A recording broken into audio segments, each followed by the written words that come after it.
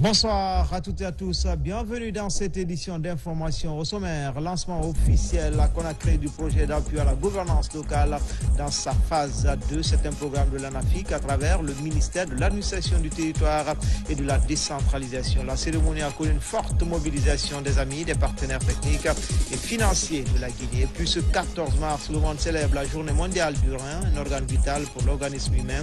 Contrairement aux années précédentes, cette 19e édition s'est démarquée par l'organisation d'une journée scientifique basée sur les maladies chroniques.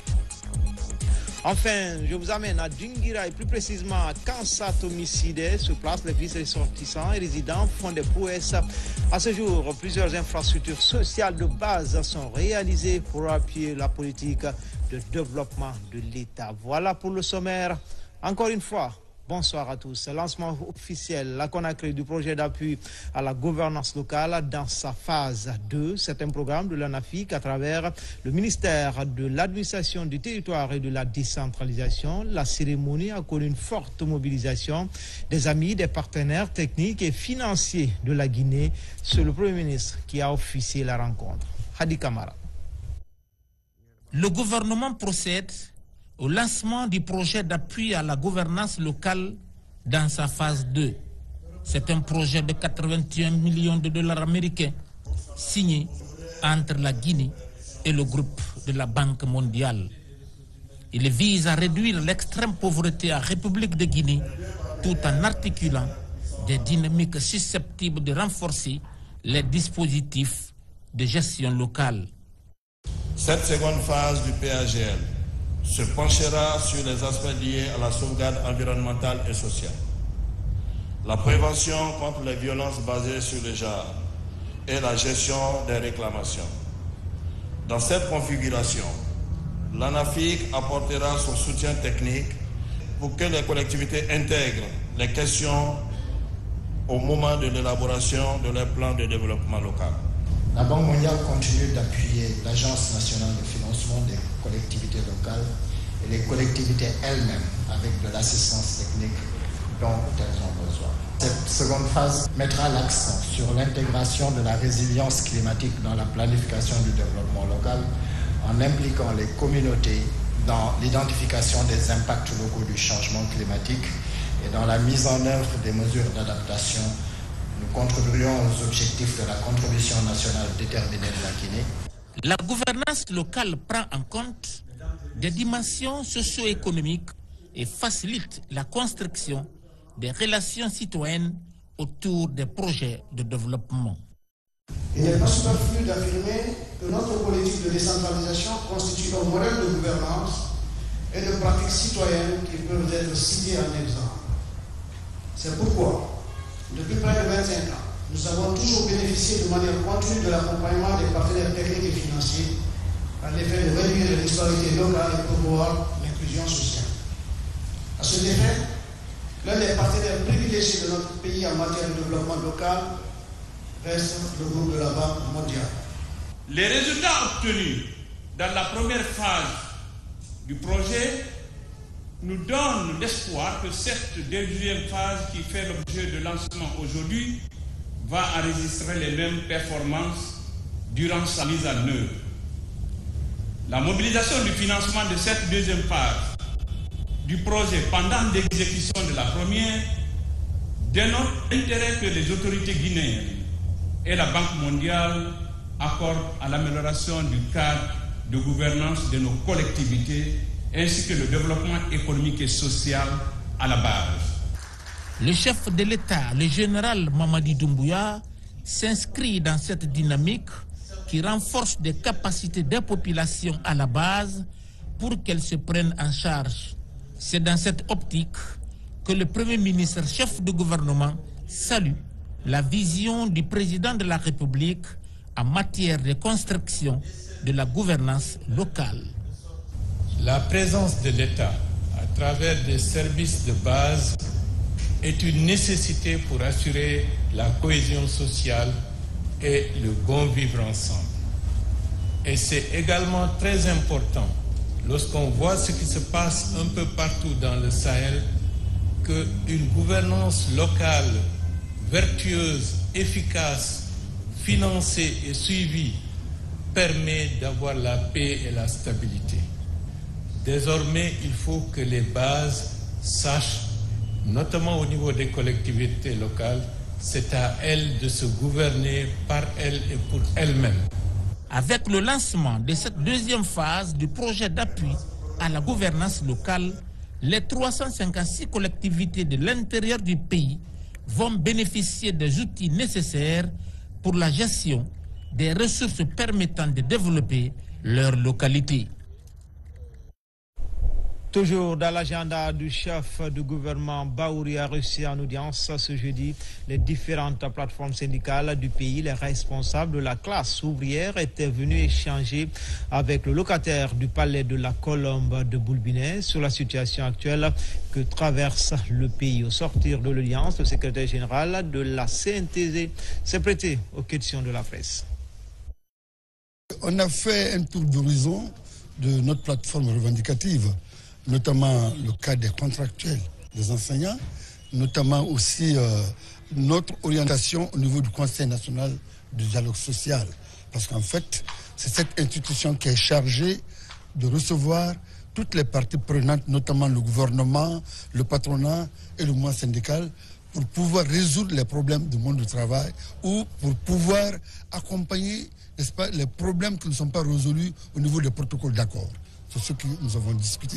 Et je pense qu'ils ont pris bonne note et il nous a dit que vraiment la porte est grandement ouverte, n'est-ce pas, pour les discussions et pour les dialogues. Nous attendons que le nouveau ministre du Travail et de la fonction publique prenne place, n'est-ce pas, pour que nous rentrons en discussion pour reprendre, n'est-ce pas, les négociations. Et puis il nous a demandé de faire un mémorandum le plus rapidement possible pour lui soumettre afin qu'il fasse une étude approfondie de tous les problèmes qui assaillent le mouvement syndical guinéen. Dans l'actualité également, jusqu'à ce mercredi 13 mars 2024, il était directeur général de la RTG. Fana Souma, puisqu'il s'agit de lui, a été nommé la nuit dernière ministre de l'Information et de la Communication. Un homme qui a décidément gravi tous les échelons ici à la RTG. Il s'est dit ouvert et disponible aux médias. Qui est Fana Souma? Quelques éléments de réponse avec Abdul Karim Kamara. Il y a 1001 raisons pour chaque Guinéen d'être préoccupé quand sonne l'heure des décrets à la RTG. Mais en ce 13 mars 2024, c'est la maison mère elle-même qui retient son souffle.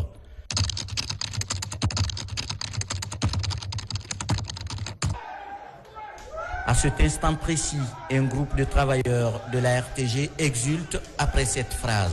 24.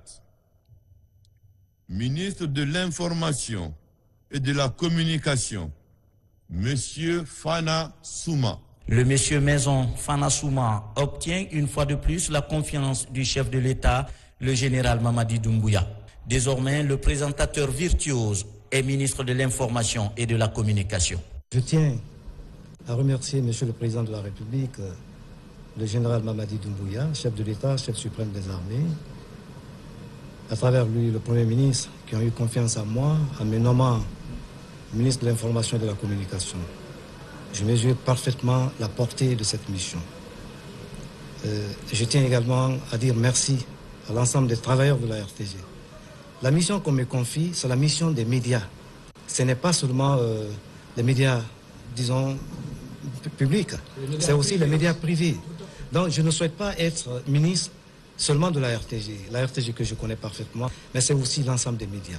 Pur produit de l'université guinéenne, Fana Souma obtient son premier diplôme en sociologie. Mais ayant un goût prononcé pour le journalisme, l'homme réussit une reconversion des plus faciles. Fana bénéficie de plusieurs formations en journalisme. En l'espace de 16 ans, l'homme a gravi tous les échelons dans le métier. Reporter à la radio et à la télévision. Plusieurs fois meilleur présentateur à la radio nationale, Fana parvient à séduire l'ancien ministre de l'Information Mamadi Condé qui lui a tendu la perche pour présenter le journal télévisé. Présentateur vedette du 20h30, rédacteur en chef, adjoint, ensuite rédacteur en chef, directeur de la télévision nationale, puis directeur général de la radiodiffusion télévision guinéenne, aujourd'hui ministre de l'Information et de la Communication. C'est une lourde responsabilité. Ce n'est plus un journaliste de la RTG, un directeur général de la RTG. Donc vraiment, c'est le ministre de toute l'information et de la communication. Je compte aller vers tout le monde, parce qu'il faut rassembler les médias, il faut orienter les médias, il faut qu'on regarde dans la même direction. C'est extrêmement important. C'est un véritable combat que nous allons mener. Au-delà des compliments à l'égard de Fana Souma, beaucoup pensent que ce parcours atypique méritait une récompense. Pour d'autres, le général Mamadi Doumbouya fait tout simplement sienne l'idée selon laquelle, aux hommes bien nés, la valeur n'attend point le nombre des années. Plus que jamais, les travailleurs de la RTG Koloma et de Boulbiné sont résolus à accompagner davantage leurs collègues par un seul mot.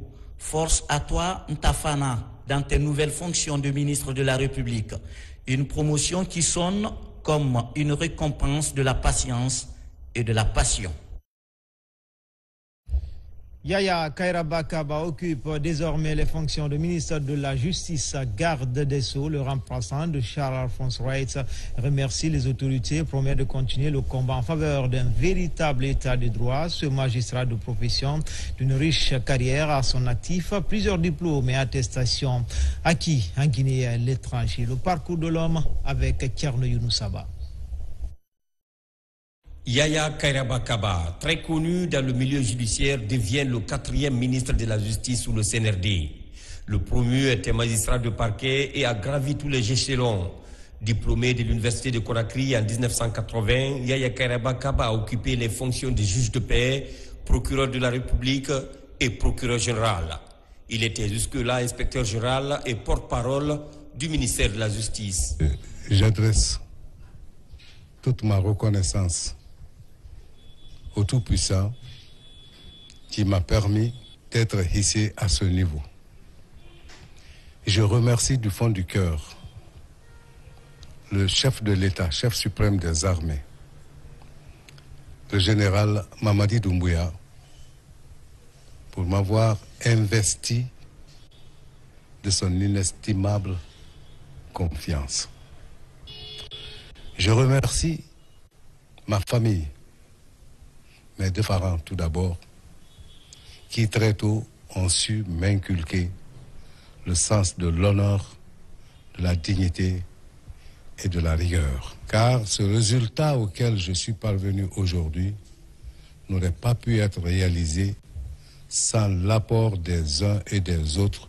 Le remplaçant de Charles-Alphonse Wright est diplômé de l'ENAM de Dakar et de l'école de la magistrature de Paris. Et riche d'une forte expérience, Yaya Kairaba Kaba compte poursuivre les réformes amorcées dans le secteur de la justice. La justice est l'épine dorsale de la démocratie même. Les grands principes de la justice sont connus, ils ne sont pas inventés. Il faut simplement les appliquer correctement. Et pour le faire, il faut avoir des hommes qui ont le souci de l'avancement du pays. Car sans la justice, rien n'ira dans le pays. Après son installation, le garde des Sceaux, ministre de la Justice et des Droits de l'Homme, devra faire face aux nombreux chantiers ouverts, histoire de mériter davantage la confiance portée en lui par le chef de l'État. Au nombre des ministres qui composent la galaxie du gouvernement Baouri figure Ismaël Nabé, jusqu'ici conseiller à la primature chargé du partenariat public-privé par les rênes du ministère du Plan et de la Coopération internationale. Après ses études universitaires, le ministre Nabé est allé en Malaisie pour poursuivre ses études en télécommunication. Son portrait est signé Daouda Tabansila, Youssouf Kamara. Né en 1981 en Guinée et titulaire d'un diplôme d'ingénieur en télécommunication de l'Université islamique internationale de Malaisie, Ismaël Mfala Nabé est le tout nouveau ministre du Plan et de la Coopération internationale. Jusqu'ici, il occupait le poste de conseiller du Premier ministre, chargé des investissements et des partenariats. Je quitte la primature avec mon cœur rempli de satisfaction, de remerciements vis-à-vis d'ailleurs de tous les travailleurs de la primature et qui en va au Premier ministre. Mais aussi cette nomination, comme je l'ai dit, c'est un challenge. C'est d'abord remercier le chef de l'État, les autres autorités de la République de m'avoir donné l'opportunité de servir le peuple de Guinée une fois encore. Le désormais ministre du Plan et de la Coopération internationale est aussi le vice-président et cofondateur de Malaysian African Professional et Entrepreneur, une chambre de commerce et d'investissement basée à Kuala Lumpur. L'homme est plurilingue.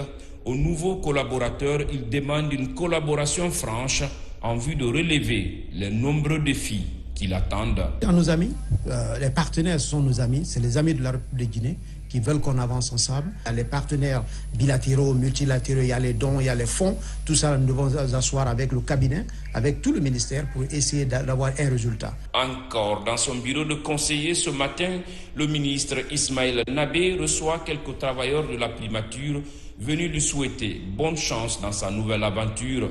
Au département du Plan, il remplace Rose Paula Prissemou, nommée au ministère des Postes, des Télécommunications et de l'économie numérique.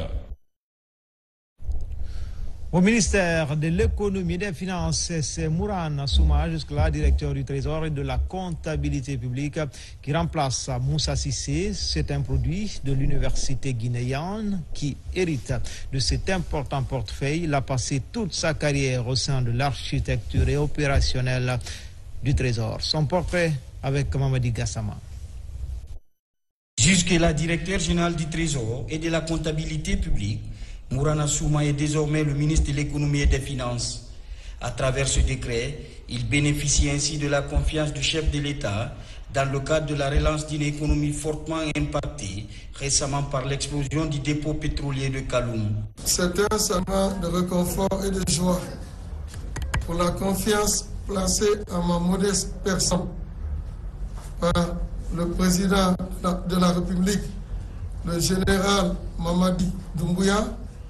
C'est un honneur à ma famille biologique, également un honneur à ma famille professionnelle. C'est un grand défi, c'est un grand challenge que nous devons relever ensemble dans le cadre de la mobilisation des recettes en faveur du budget de l'État, dans le cadre du règlement des dépenses publiques à bonne échéance, dans le cadre de la stabilisation macroéconomique et financière. Ce haut cadre émérite, qui hérite du portefeuille de l'économie et des finances, est un pur produit de l'université guinéenne.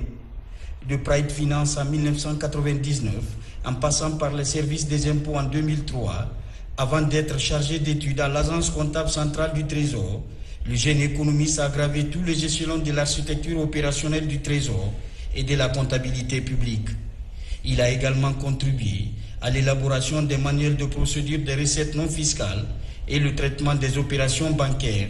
À cela s'ajoute la mise en place de la réforme sur le compte unique du Trésor. Outre son parcours professionnel et administratif, le nouveau promu avait développé et entretenu à l'international un puissant et solide réseau de contacts et d'amis dans le milieu des finances publiques et de l'économie grâce aux relations nouées lors des voyages d'études et stages, au nombre desquels on peut citer entre autres le diplôme du cycle international de l'École nationale d'administration publique de Paris-Strasbourg, ENA, Administration publique de Paris-Strasbourg, ENA, à la trésorerie centrale de l'Eure, Haute-Normandie, et à l'Institut du FMI à Washington. Juriste de formation, la nouvelle ministre de l'économie, de la pêche et de l'économie maritime est une habituée des rouages de l'administration publique guinéenne. Fatima Camara, après ses études, a occupé plusieurs postes de responsabilité. Elle compte ainsi apporter son background au sein de ce département en mutation depuis l'avènement du CEL, surtout celle liée au panier de la ménagère. Algassi Mouba. Son téléphone n'arrête pas de sonner depuis la publication du décret de ce mercredi soir. Fatima Camara est la nouvelle ministre de la Pêche et de l'économie maritime. Juriste, Dame Camara rend hommage tout d'abord au chef de l'État avant de décliner ses priorités dans ce secteur de l'économie. Pour qu'il puisse m'aider, c'est plus de prier pour moi, de penser à de très belles idées, initiatives pour innover ce département. C'est surtout de ça que nous avons besoin en Guinée. On arrête ces critiques qui ne servent absolument à rien, mais plutôt réfléchir sur des solutions afin de pouvoir aider ce pays à se développer. Fatima Camara était jusqu'ici rapporteur général au Conseil national de la transition. Dans un contexte de refondation, de nouveaux projets ou encore l'engagement et la détermination des cadres dans le secteur de la pêche constituent des priorités du CNRD. Ce ministère regorge assez de capacités et d'une ressource humaine forte. Donc je pense que la tâche ne sera pas très difficile parce que, comme on le dit, pour être un bon leader, il faut avoir une bonne équipe. Et je pense que l'ancienne ministre a mis la base et sur cette base, je pense que nous avons plus intérêt que les choses marchent. Étant fin connaisseur de l'administration publique où sa prestation est saluée, Fatima Camara appelle son personnel au travail bien accompli pour la réussite de la transition. Keyamo Bogola Haba est désormais le ministre de la Jeunesse et des Sports, diplômé en sciences économiques de l'université Gamal Abdel Nasser de Conakry. Le ministre Haba mesure l'ampleur de la tâche et compte sur une franche collaboration du personnel de son département pour relever les grands défis des secteurs névralgiques que sont la jeunesse et le sport dans un pays où la majorité de la population est jeune. Aboubakar Diaby, Sekou Sissoko. Au département de la jeunesse et des sports, le choix est porté sur Keyamo Bongolo Haba, né le 31 août 1975. Ce nouveau patron de la jeunesse guinéenne est un fruit de l'université Gamal Abdel Nasser de Conakry entre septembre 1996 et septembre 2000. 4 ans de dur labeur, couronné par le diplôme de maîtrise en sciences économiques, comprenant le diplôme d'études universitaires générales en sciences économiques et gestion, une licence en économie-finance et une maîtrise en sciences économiques. C'est un sentiment de reconnaissance envers le président de la République, le Premier ministre et au peuple de Guinée qui, depuis pratiquement des années, m'a permis d'étudier ici et de le servir. Si maintenant il y a un besoin de le servir au niveau du gouvernement, ça ne serait qu'une satisfaction, mais je prends cela comme un défi. Après ses études universitaires, Keyamo Bongolo Haba a aussi effectué une étude doctorale en gestion multinationale dans les universités Aube Nouvelle-Isic au Burkina Faso et Université de Casse European Institute of Management Studios au Luxembourg. Sa nomination à la tête de ce département l'interpelle à surmonter plusieurs défis. Vous connaissez la problématique de la jeunesse, c'est le chômage. Et cette couche, depuis des années, fait face à un gros défi, c'est le défi du chômage. Et donc cela m'interpelle à plus d'un titre et j'appelle au soutien de tout un chacun. De l'autre côté, vous connaissez le défi que nous avons sur le plan du sport, que ce soit le sport pour la santé, le sport amateur, que ce soit le sport professionnel et de haut niveau. Et tout cela me montre plus ou moins que le défi est grand pour notre pays. Précédemment président fondateur de l'Abeni Group, SASU depuis 2020 et partenaire de Balmana International Guinée depuis décembre 2021, cet économiste réalise la complexité de sa feuille de route et compte sur une collaboration franche de son personnel pour tenir le cap au bénéfice des millions de jeunes. Dans le reste de l'actualité, ce 14 mars, le monde célèbre la journée mondiale du rein, un organe vital pour l'organisme. Contrairement aux années précédentes, cette 19e édition s'est démarquée par l'organisation d'une journée scientifique basée sur les maladies chroniques. Spécialistes, étudiants et patients ont échangé sur la thématique « La santé rénale pour tous », promouvoir un accès équitable aux soins et une pratique optimale des médicaments. Et le thème de cette année, Tcherno Maroufba.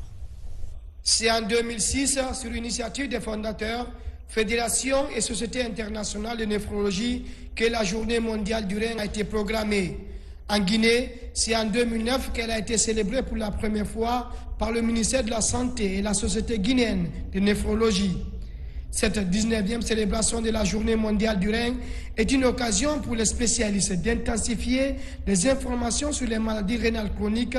La journée de 2024 a pour thème la santé rénale pour tous.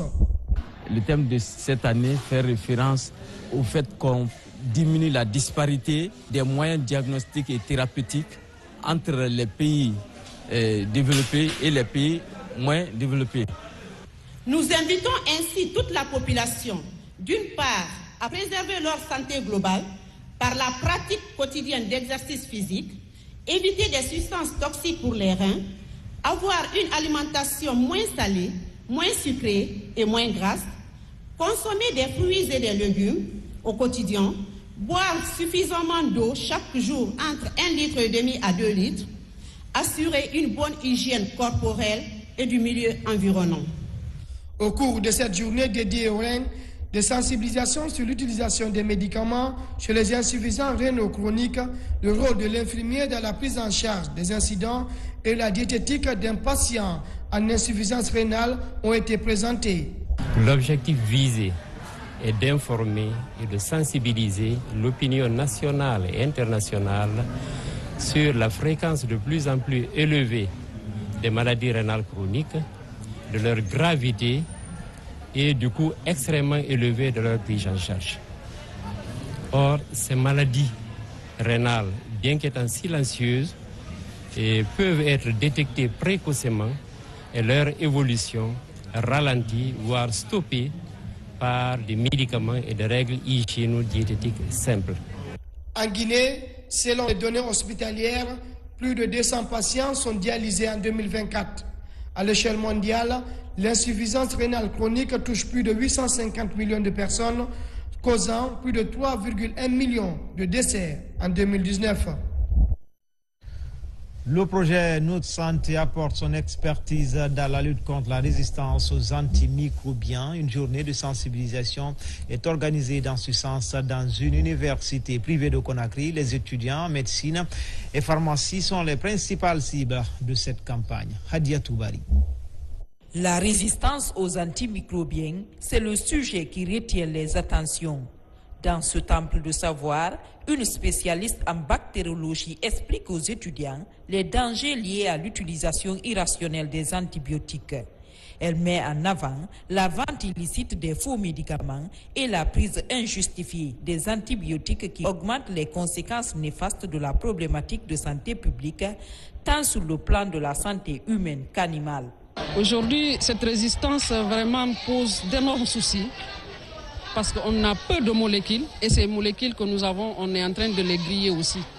Donc les firmes pharmaceutiques n'arrivent pas à développer d'autres molécules et le scénario vraiment s'oppose. Mais aujourd'hui, nous saluons le courage des autorités qui essayent de fermer ce marché parallèle, au moins pour ne pas que ces molécules soient à la portée de n'importe qui. Mon constat personnel est de voir qu'au niveau des officines, la dispensation des antibiotiques se fait beaucoup aisément. Il y a des sensibilisations qui sont faites, mais le personnel de santé au niveau des officines est assez réfractaire. Depuis quelques années, la Guinée s'est alignée sur les directives mondiales de lutte contre la résistance aux antimicrobiens.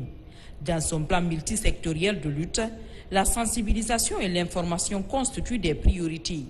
Avec ses étudiants en médecine, des modules d'enseignement sur la rame sont annoncés. Dans notre plan multisectoriel, nous avons prévu d'introduire dans les curricula de formation, bien sûr, les modules sur la rame pour qu'ils soient de mieux en mieux outillés pour sensibiliser les populations ultérieures. On sait déjà de par quelques résultats sortis de certains laboratoires, c'est un véritable problème de santé publique puisque le laboratoire détecte énormément de cas de résistance aux antibiotiques usuels qui sont utilisés, qui malheureusement, dans l'avenir, ne pourront plus être usités pour les infections graves. Et là, c'est extrêmement inquiétant. La journée de sensibilisation sur la résistance aux antimicrobiens permet d'édifier ses étudiants en médecine sur les répercussions du phénomène sur la santé.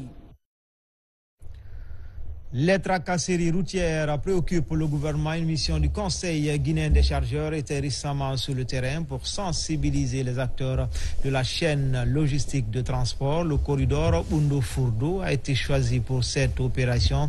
C'est le secrétaire permanent du Comité national de facilitation du transport et transit inter-État qui a conduit la mission. Komara Moussa. Alors que le port de Conakry est très convoité par les pays sans façade maritime, les tracasseries routières sont légion.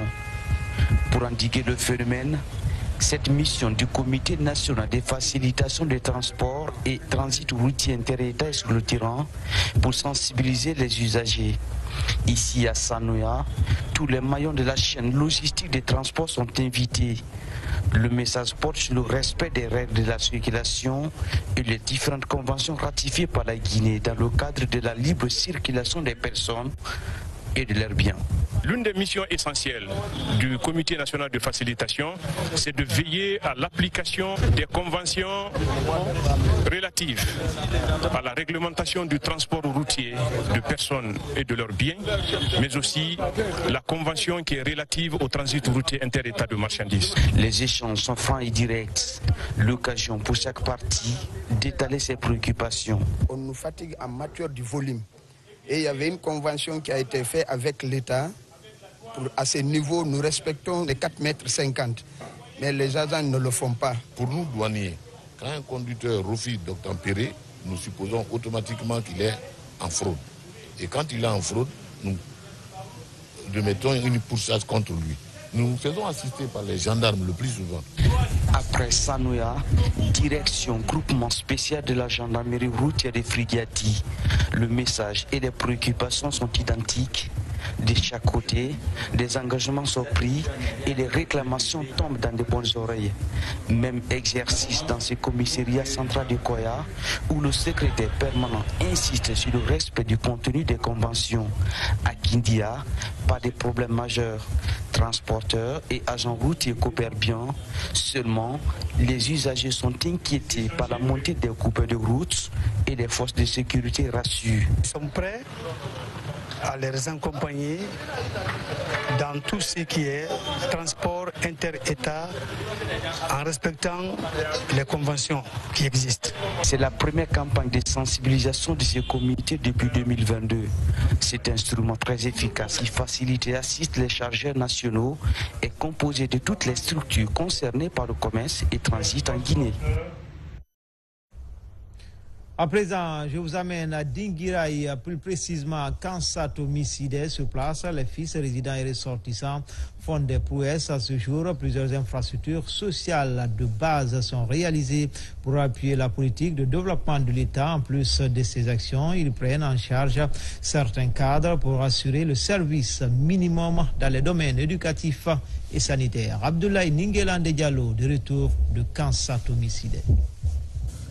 Nous voici à Kansato Miside, l'un des 18 districts de la sous-préfecture de Kalinko à Dinguiraï. Avec une population à vocation agro-pastorale, cette localité s'illustre dans le développement local. Cela grâce à la synergie d'action des fils ressortissants et résidents. Aujourd'hui, plusieurs infrastructures sociales de base sont réalisées dans la localité pour accompagner l'État dans son programme de développement local. La coordination vraiment se fait de façon vraiment très régulière et nous échangeons entre nous et nous mettons les projets ensemble et on exécute les projets ensemble. Voilà pourquoi nous parvenons à réaliser ces projets. Parce que si c'est les ressources seulement, nous ne pouvons pas réussir si on n'assiste pas à nos parents. Dans le domaine de l'éducation et de la santé par exemple, en plus de la construction d'un collège, d'une école franco-arabe et d'un poste de santé, plusieurs enseignants sont à la charge de la communauté de Kansato. Dans un premier temps, nous avons regardé, nous avons besoin de scolariser nos enfants. Et nous avons construit des écoles. Vous avez vu que dans la sous-préfecture de Kalinko, après Kalinko Centre, c'est le seul district qui a un collège. Et ici aussi, nous avons compris que vraiment nos parents ont besoin de la santé. Et nous avons construit un poste de santé. Ces hangars, entourés par une centaine de magasins, sont aussi parmi les actions de développement matérialisées par les fils ressortissants et résidents réunis au sein de l'association des jeunes pour le développement de Kansato. À tout cela s'ajoute l'aménagement de cet autre terrain de football. Chaque secteur a un terrain. Et là, à ce niveau, nous avons construit le loge. Et on a complètement clôturé le stade au niveau de l'Eiffel. À Bundukula aussi, nous avons un terrain et à Dongol aussi, nous avons un terrain. Ça veut dire que tous les secteurs sont couverts. Et là aussi, c'est grâce à la dynamique que la jeunesse aussi de Kansato apporte. Aujourd'hui, l'ambition des fils de cette localité est de voir Kansato érigé en sous-préfecture. Déjà, sur fonds propres, la communauté a réalisé 3 bâtiments entièrement équipés destinés à servir des bureaux de la sous-préfecture et de la commune, mais aussi du logement du sous-préfet. La Fondation Tidjane Koïta pour l'aide et le développement poursuit ses œuvres de charité en faveur des ménages précaires du Grand Conakry. Après le quartier Yembeyar dans la commune de Ratouma, ses émissaires se sont rendus à Kaloum où plusieurs familles démunies ont bénéficié de sacs de riz. Nabila Moussa Kamara, Ousmane Ouatsissi. La Fondation Tidjane Koïta pour l'aide et le développement poursuit sa distribution de vivres aux familles démunies et autres catégories sociales. Après Yembeya, c'est au tour des citoyens de Kaloum de recevoir leur part de riz pour ce ramadan ici à la mairie. Les 11 quartiers de Kaloum sont concernés. Nous sommes en train de distribuer aujourd'hui à Kaloum 500 sacs de riz. Et ça continue comme ça dans toutes les autres communes et à travers le pays. Ça s'inscrit dans le cadre global de notre programme Ramadan qui consiste à distribuer à la population guinéenne 30 000 sacs de riz qui a été offert par le président Tidjane Koïta. Soucié de la situation économique et des conditions de vie des familles démunies, la FOTICAD fait parler son corps afin de donner le sourire aux nécessités. Il était important pour la fondation, à travers le fondateur Tidjane Koïta, de pouvoir venir en aide à nos populations, à nos concitoyens, en ce moment d'adoration. Au jour d'aujourd'hui, nous sommes très fiers de cette fondation, pas parce qu'il y a eu le riz, mais c'est d'abord l'intention. Avant de donner quelque chose, c'est l'intention qui précède. Nous remercions et nous resterons vraiment très reconnaissants envers cette fondation. Dans l'optique d'assister les Guinéens en cette période de pénitence, la FOTICAD va distribuer 30 000 sacs de riz dans tout le pays. Et puis ce geste de charité de l'institution de microfinance à Crédit Rural de Guinée, elle offre des vivres et non-vivres aux enfants déshérités de l'orphelinat La Voix des Sans-Voix de Hamdallaye. Alpha Isiagaba. En ce mois de mars, les œuvres de charité s'intensifient. À l'orphelinat La Voix des Sans-Voix de Hamdallaye, la chance sourit aux enfants vulnérables. Des vivres et de non-vivres leur ont été remis. Le salut est de l'institution de microfinance Crédit Rural de Guinée. Crédit Rural n'a pas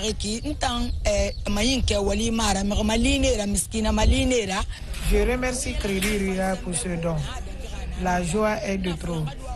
Vraiment, on est content. Crédit Rural à beau. Ce geste de l'institution de microfinance n'est pas nouveau. Chaque année, ce sont plusieurs orphelinats et autres enfants déshérités qui bénéficient des largesses de Crédit Rural de Guinée. Cet acte symbolique va dans la vision de nos responsables, dans le sens d'accompagner toute la population guinéenne en détresse ou dans le moment de joie comme dans les moments de tristesse. Ça a été bien visé. C'est une dame qui dirige l'orphelinat. Et on a proposé envoyer ce petit don. Je pense que ça doit être un acte continuel, vu que ces enfants sont là tout le temps. Bien avant ce geste, la Direction générale du Crédit Rural de Guinée a célébré son père féminin à l'occasion de ce mois de mars, une manière d'encourager ces travailleuses dans leur combat au quotidien. Enfin, page noire à vive émotion ce matin à la radio-télévision guinéenne. Les travailleurs rendent un dernier hommage à Ila Cheikh Mahamoud Diallo, réalisateur de renom. Le grand maître, comme l'appelait la jeune génération que nous sommes, a reçu des hommages appuyés après la levée du corps à l'hôpital lachino-guinéen. Sa dépouille s'est ébranlée vers son Téluel natal, préfecture de l'Elouma, où il sera inhumé ce vendredi après la grande prière. Notre reporter Mamadou Saluba nous retrace les grands moments de cet adieu entre Elhaj Mamoudou et sa famille professionnelle. Grand professionnel des médias, Elhadji Mamoudou Diallo a servi pendant plus de 40 ans à la radiodiffusion télévision guinéenne. Humble, discret, travailleur attentionné, le maître, comme l'appelait la jeune génération, était un réalisateur de renom très attaché à la qualité du travail.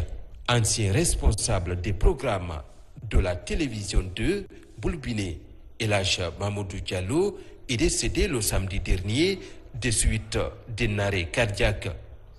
Dans une atmosphère empreinte de tristesse, collègues, parents et amis lui rendent un dernier hommage. Mamoudou était toujours à son poste. Au plan social et humain, moi je retiens de lui le calme olympien, la sérénité, la sagesse à toute épreuve. Mamoudou travaillait pour les autres. Il a décidé de travailler pour les autres, mettre la lumière sur les autres, exposer les talents des autres. Chaque fois que moi je bougeais et que je le laissais derrière moi, honnêtement, j'étais tout tranquille.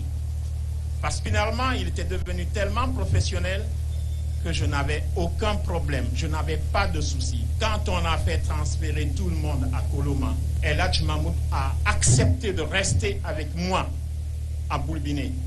Et nous n'étions là qu'avec les oiseaux et les bâtiments, honnêtement. Intellectuel de grande culture, Elhadji Mamoudou Diallo était un ingénieur électronicien diplômé de l'université Gamal Abdel Nasser de Conakry.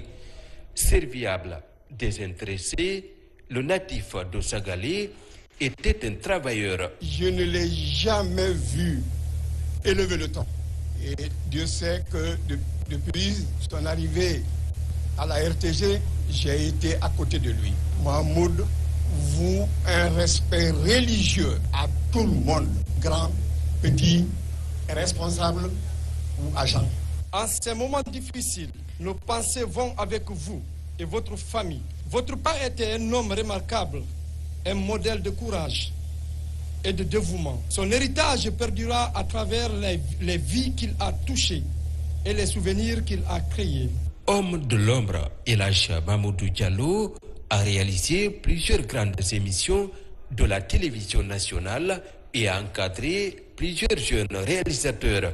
Après des hommages appuyés, le cortège funèbre de Mamoudou Diallo s'ébranle vers la RTG qui l'a tant servi pour un adieu à sa famille professionnelle avant de prendre la direction de son Sagalé natal dans l'Eluma pour l'inhumation demain vendredi.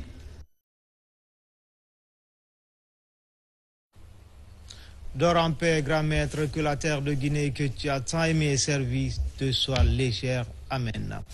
C'était tout pour les infos. Grand était le plaisir pour moi de vous servir. Toutes ces informations sont à retrouver sur le www.rtgguinée.info. À bientôt, Inch'Allah.